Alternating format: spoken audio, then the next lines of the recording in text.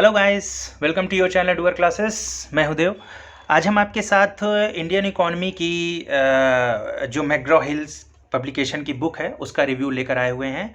और इस बुक को लाने के पीछे मेरा जो मोटो है, मकसद है, वो ये है कि एक हमारे पास एक लंबे समय से एक अल्टरनेटिव बुक की डिमांड काफ़ी आ रही थी कि कोई ऐसी इकोनॉमी की बुक, जैसे जो रमेश सिंह है उसके अलावा भी कोई ऐसी इकोनॉमी की बुक को रिव्यू किया जाए या हमारे लिए लेकर आया जाए जो कहीं ना कहीं एक कम पेजेस में या मतलब हाँ, नॉर्मल बातें यानी बेसिक जो चीज़ें होती, क्योंकि अक्सर क्या होता है कि एक मोटी बुक पढ़ने में हमारा बहुत सारे टॉपिक में बहुत सारे टॉपिक ऐसे होते हैं जो छूट जाते हैं और वो इम्पोर्टेंट भी होते हैं। और एक बेसिक बेसिक लाइन अगर हम उस चीज़ की जान लेते थोड़ा, क्योंकि हर सब्जेक्ट के 50-60 ऐसी डिफिनीशन होती हैं जो कहीं ना कहीं उस सब्जेक्ट के कोर को, बेसिक को बनाती है। और वही चीज़ें कभी कभी क्या होता है कि हमने बैंकिंग अच्छे से पढ़ लिया बट हमारा एक तरीके से विदेश व्यापार के टॉपिक छूट गए, हम बहुत सारे टॉपिक उसको नहीं समझ पाते।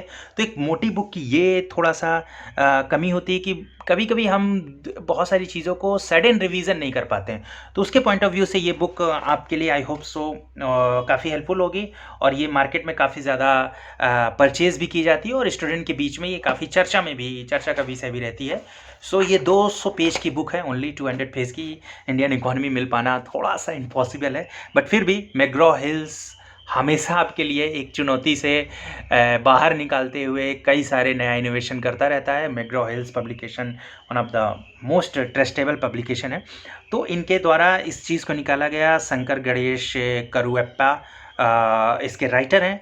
सो आपको मैं इस बुक का चलिए दिखाता हूँ। ये 6th एडिशन है और इसमें क्या क्या टॉपिक हैं वो भी आपसे डिस्कस कर लेंगे। और फाइनली फिर मैं आपको एक चैप्टर का थोड़ा सा उसका जो टॉपिक किस तरीके से उन्होंने लिखा है, उसकी राइटिंग कैसी है, वो चीज़ें आप पढ़ के आसानी से इस बुक को फॉलो अप कर सकते हैं अगर आपके ये लिए हेल्पफुल हुई तो। पहले चलिए, कितने चैप्टर्स हैं टोटल आप देख सकते हैं कि टोटल 12 चैप्टर की बुक बनाई गई है। बेसिक चीज़ों को बहुत अच्छे तरीके से कंटेन करने की कोशिश इस बुक ने की है, जो कि आप आगे थोड़ा सा बने रहिए इस वीडियो के साथ, आपको देखने को ज़रूर मिल जाएगा। तो टॉपिक की चलिए बात कर लेते हैं। तो अर्थशास्त्र का परिचय, राष्ट्रीय आय, मानव विकास, निर्धनता और बेरोजगारी, लोक वित्त, संविधान और भारतीय अर्थव्यवस्था, भारतीय वित्तीय प्रणाली, मुद्रा बाजार, भारतीय वित्तीय प्रणाली, पूंजी बाजार एंड मुद्रा, स्टॉक माप, मुद्रास्फीति एंड अस्फीति एंड विदेशी व्यापार तथा पूंजी एंड WTO। ठीक है, सो ये टोटल चैप्टर है। आपको मैं इसका एक रिव्यू दे देता हूँ कि किस तरीके से इन्होंने इस बुक को उसके चैप्टर्स को किस तरीके से कंपाइल किया है। सो इन्होंने यहाँ पे अपने जो अंदर इन्होंने इंग्लिश के शब्द शॉर्ट में यूज़ किए हैं, तो उसका फुल फॉर्म शुरू में दे रखा हुआ है।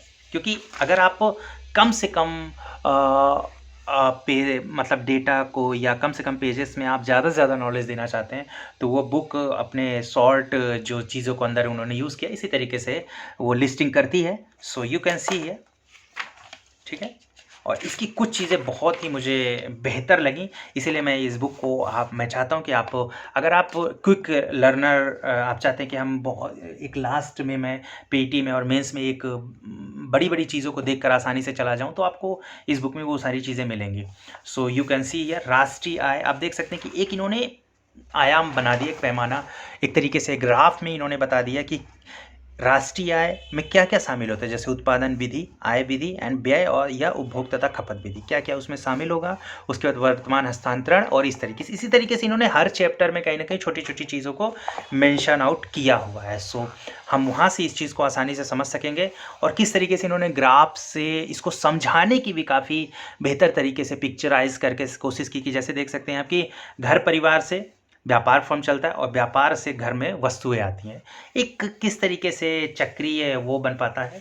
सो हर जगह इन्होंने कोशिश की है कि टेबल के थ्रू आपको आसानी से चीज़ों को समझा सके। बट इसको अगर फुल फॉर्म लिखते तो थोड़ा सा डेटा और पेजेस ज़्यादा लगते, जो कहीं ना कहीं इन्होंने आगे इसलिए लिस्टिंग कर दिया कि जहाँ पे भी GDP आएगा तो उसका क्या फुल फॉर्म होता है, GDP या GNI NNI और ये सब चीज़ों का क्या होता है वो इन्होंने बता दिया है आगे। ठीक है, सो मैं और चलिए चैप्टर्स आपको दिखाता हूँ कि इन्होंने किस तरीके से उसको कंपाइलेशन किया है। चलिए नेक्स्ट चैप्टर की बात कर लेते हैं। कैसी यार, आप पॉज करके कुछ चीज़ों को समझ भी सकते हैं कि इन्होंने क्या। अब बात कर लेते हैं, ये है HDI, ठीक है, ह्यूमन डेवलपमेंट इंडेक्स। और कैसी यार, बहुत बेहतर तरीके से इन्होंने समझाया है।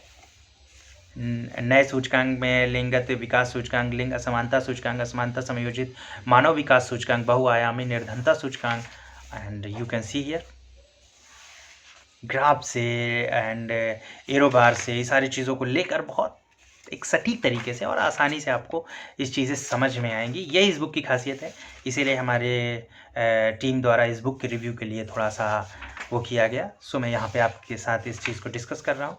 कैसी है, श्रम बल किसको कहते हैं, कार्यबल एंड बेरोजगार एंड कुल जनसंख्या, ये सब श्रम बल। और श्रम बल में शामिल नहीं होने वाले लोगों को तो श्रम बल कौन है, तो इस पे आपको अक्सर चीज़ों पूछ सकता है कि कौन होता है बेरोजगार, उसमें शामिल होते हैं कि नहीं होते हैं।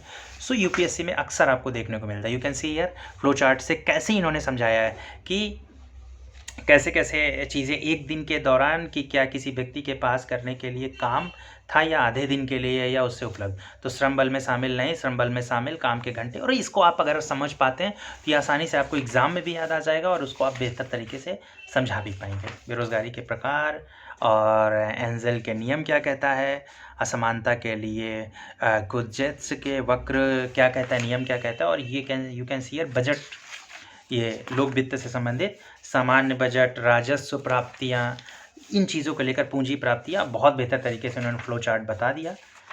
You can see here, I hope so कि आपको ये समझ में आ रहा होगा कि ये इस क्विक रिवीजन के लिए मुझे लगता है कि बेहतर बुक होगी। फाइनली आपको इसको पॉज करें और उस चीज़ को लेकर आप जो लैंग्वेज आपको लगता है कि लैंग्वेज कैसी होगी, आप इसको पॉज करके पढ़ सकते हैं और उससे आपको फाइनली आइडिया लग जाएगा कि ये बुक आपके लिए कितनी हेल्पफुल हो सकती है। ठीक है, यू कैन सी हियर ऋण नियंत्रण विधि, इन्होंने पूरा का पूरा फ्लो चार्ट में जितना हो सका उतना बेहतर और सिंप्लीफाई करके इन्होंने चीज़ों को बताने की कोशिश की।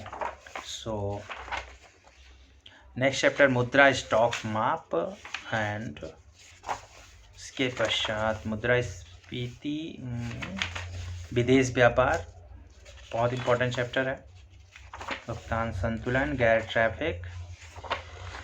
So you can see here कि ये इस तरीके से इन्होंने सारी चीज़ों को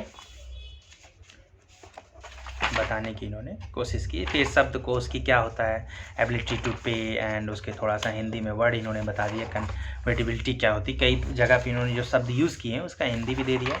कई बार क्या होता है कि हम केवल हिंदी अगर उसकी समझ लेते हैं इंग्लिश का, तो हमारे लिए वो टॉपिक ही पूरा का पूरा आसान हो जाता है। सो आई होप सो कि ये 200 पेज की बुक है एंड इसका प्राइस मार्केट में इसमें इन्होंने मेंशन नहीं किया हुआ है, बट मैं ये बुक आपके लिए रिव्यू के लिए ख़रीद के लाया हूँ जिस शॉप से। आप उसी शॉप से इस बुक को ऑर्डर भी कर सकते हैं, आपको इस बुक के लास्ट में आपको वहाँ का कॉन्टैक्ट नंबर मिल जाएगा।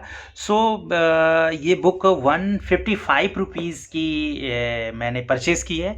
हर बुक शॉप पे थोड़ा सा ऊपर नीचे 10, 5, 20 रुपए वीडियो नीचे इस बुक का प्राइस हो सकता है। आप ऑनलाइन ऑर्डर कर सकते हैं और अगर आपको ऑनलाइन नहीं मिलती है और अगर आपको ये बुक चाहिए तो आपको हमारे इस वीडियो के जस्ट लास्ट में आपको कॉन्टैक्ट नंबर मिल जाएगा, आप वहाँ से भी ऑर्डर कर सकते हैं या हमारे पास मैसेज करें, हम आपको एज सुन एज पॉसिबल ज़रूर रिप्लाई करेंगे। So thank you for watching our video, thank you.